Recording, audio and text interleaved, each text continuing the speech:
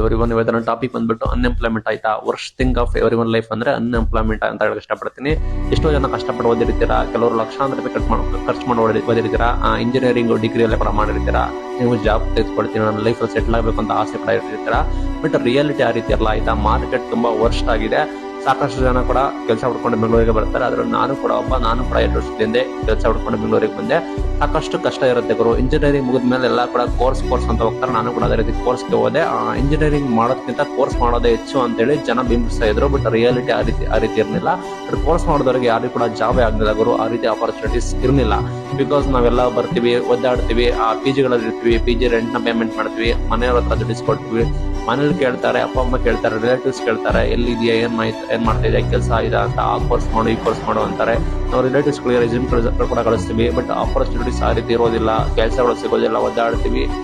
ಇಲ್ಲಿ ಬಂದು P G rent ಕಟ್ಕೊಂಡು ಈ ಟ್ರಾಫಿಕ್ ಅಲ್ಲಿ ಒದ್ದಾಡ್ಕೊಂಡು ಇಂಟರ್ವ್ಯೂ ಅಟೆಂಡ್ ಮಾಡ್ತೀವಿ. ಬಟ್ ಆಪರ್ಚುನಿಟೀಸ್ ಸಿಗೋದಿಲ್ಲ. ಅರ್ಧಕ್ಕರ್ಧ ಜಾಬ್ಗಳನ್ನ ಸ್ಕ್ಯಾಮ್ ಮಾಡ್ತಾರೆ, ರಿಜೆಕ್ಟ್ ಮಾಡ್ತಾರೆ.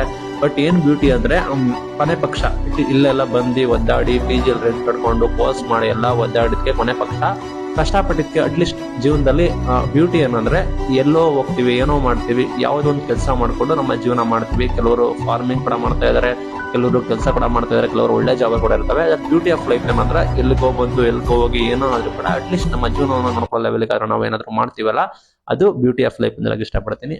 Thank you.